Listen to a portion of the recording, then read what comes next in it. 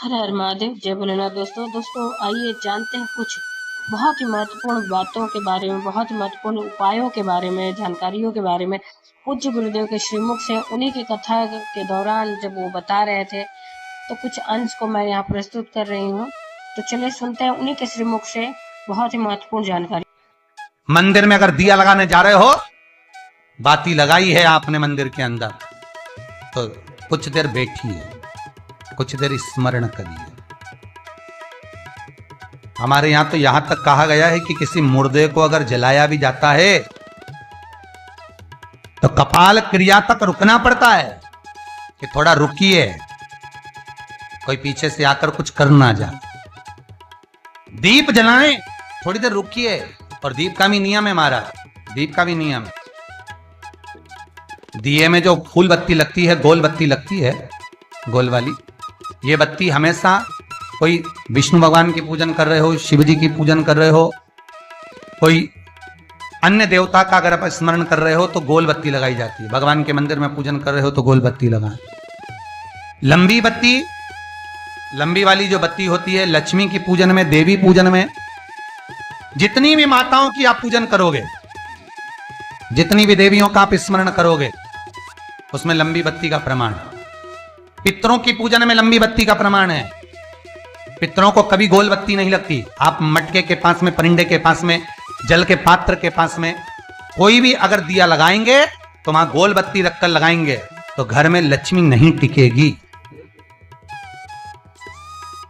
कई लोग कहते हैं कि परिंदे के पास, मटके के पास में, पानी के स्रोत के पास में, जहां जल भरते हैं, हंडा रखते हैं, टंकी रखते हैं, वहां पर मटके के पास बत्ती लगाओ, दिया लगाओ, पितर शांत रहेंगे। तो पितरों को शांत करो, मना नहीं है, पर दिया लगाने का नियम है कि पितरों को अगर आप दिया लगा रही हो मटके के पास, परिंदे के पास, या अमावस्या के दिन पितरों के लिए अगर दीप लगा रही हो, तो गोल बत्ती अगर लगाओगी तो कार्य कभी सफल नहीं होगा।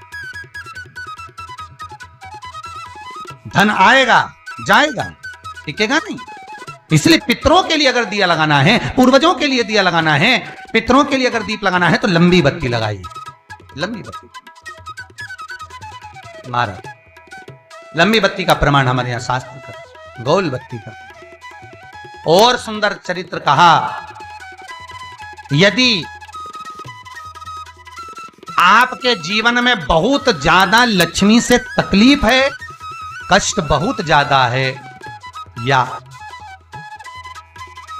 इसलिए शायद कहा जाता है कि भगवान को सर्वश्रेष्ठ कौन सा चंदन अच्छा लगता है। आपको पहले भी कथा में कहा, आगरा की कथा अगर किसी ने सुनी होगी तो उसमें वर्णन किया, भगवान को सर्वश्रेष्ठ चंदन कौन सा, भगवान को सर्वश्रेष्ठ चंदन कौन सा प्रिय है। वो कौन सा चंदन है जो भगवान विष्णु को लगाएं, राम को लगाएं, कृष्ण को लगाएं। वो कौन सा चंदन है जो श्री हरि को लगाया जाए। तो जीते जी भगवान विष्णु एक बार गले लगाते हैं, उसको कहते हैं हरि चंदन। कौन सा चंदन है? हरि चंदन। हरि चंदन बाजार में नहीं मिलेगा, हरि चंदन आपको बनाना पड़ेगा। कैसे बनाना है? तुलसी जब सूख जाए उसकी जड़ को निकाल लिया जाए, वो जड़ को पानी में धो लिया जाए, धोने के बाद उसको सिलबट्टे पर, पत्थर पर घिसा जाए, और घिसकर उसमें थोड़ा सा कुंकू, रोली डालकर तैयार कर कर जो भगवान विष्णु के मस्तक पर, कृष्ण राम के मस्तक पर लगा देते हैं, और उसकी एक बिंदी अपने हृदय पे लगा लेते हैं। जीते जी भगवान एक बार उसको गले लगाते ही हैं। हरि चंदन, प्रियता। जैसे शिव महापुराण में रुद्र चंदन का भाव है, शिव महापुराण में रुद्र चंदन का प्रमाण दिया जाता है। अगर आपने लिंग पुराण पढ़ी हो तो उसका 5वां स्कंद अवश्य पढ़िएगा महाराज।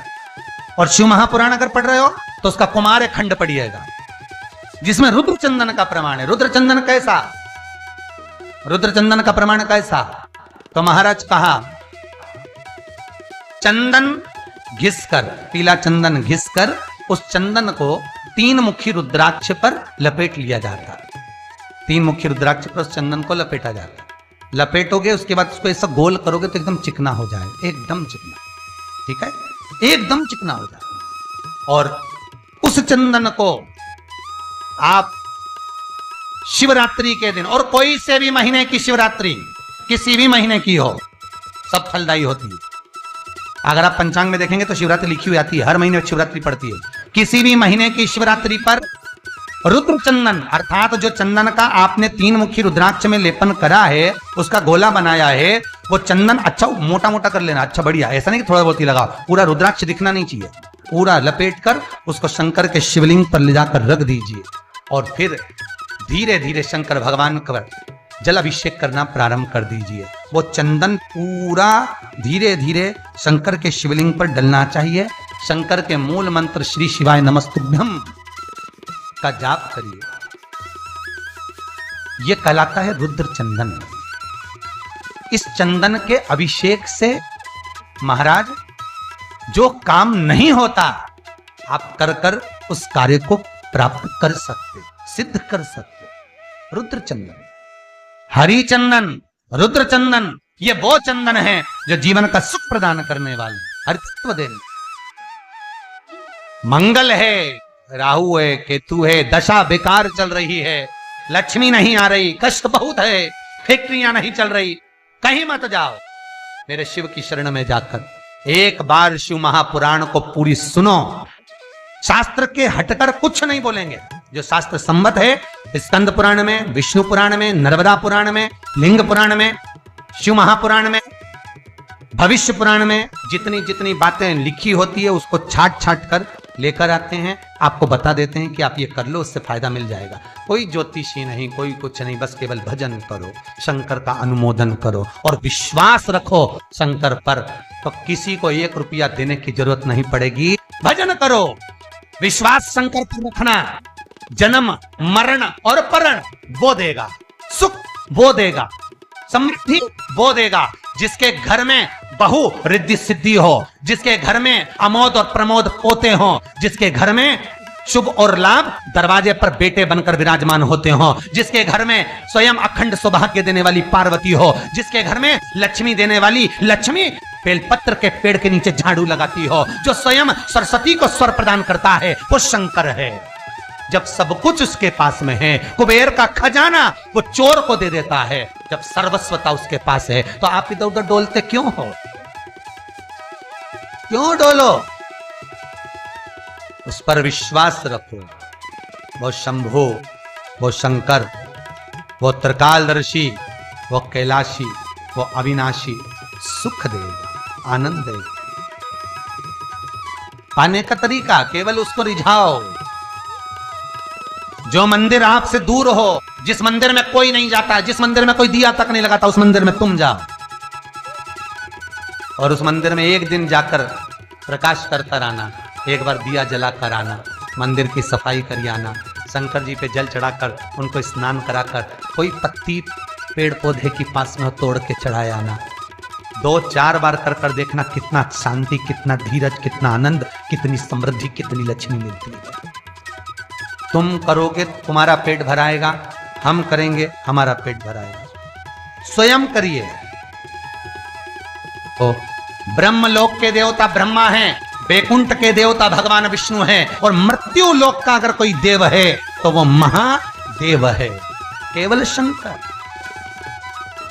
केवल शिव, मृत्यु लोक का देव। अभी एक विचार करो, तुम्हारे घर में अगर थोड़ी सी तकलीफ आई तो सबसे पहले अमेरिका में लड़का रह रहा वो आएगा क्या? पूना में बच्चे रह रहे हैं वो आएंगे क्या? इंदौर में बेटी रह रही वो आएगी क्या? उज्जैन में कोई रह रहा है वो आएगा क्या? सबसे पहले वो आएगा जो तुम्हारे घर के पास होगा या घर के करीब में होगा, बिल्कुल लगा हुआ होगा या घर में होगा। अब आप कहां रहते हो? जितने लोग कथा सुन रहे हैं सही बताना, कहां रहते हो? पृथ्वी पर मृत्यु लोक में रहते हो। और पुकार किसको रहे हो? ब्रह्मलोक में। पुकार किसको रहे हो? वैकुंठ लोक में। पुकार किसको रहे हो? इंद्रलोक में। और जो घर के घर में रह रहा है, जो तुम्हारे पास में रह रहा है, जो मृत्यु लोक में रह रहा है, उसको तो बुलाइए। कई लोग कहते हैं मृत्यु लोक। कई लोगों की आदत है पड़ोसन को तो खूब चाय पिलाएंगे, पड़ोसन की काकी के तो। उम्मीद करते हैं जानकारी आपको अच्छी और उपयोगी लगी होगी। अगर अच्छी और उपयोगी लगी तो एक लाइक छोटा सा अवश्य करिए। आप पहली बार मेरे चैनल पर आए तो मेरे चैनल को सब्सक्राइब करिए बेल नोटिफिकेशन अवश्य दबाइए जिससे आने वाली वीडियो आपको समय से प्राप्त हो सके। दोस्तों कोई भी प्रश्न या सुझाव कमेंट बॉक्स में लिख सकते हैं। फिर मिलते हैं दोस्तों एक नई जानकारी के साथ नए वीडियो में। तब तक के लिए जय भोलेनाथ, हर हर महादेव, श्री शिवाय नमस्तुभ्यम। धन्यवाद दोस्तों।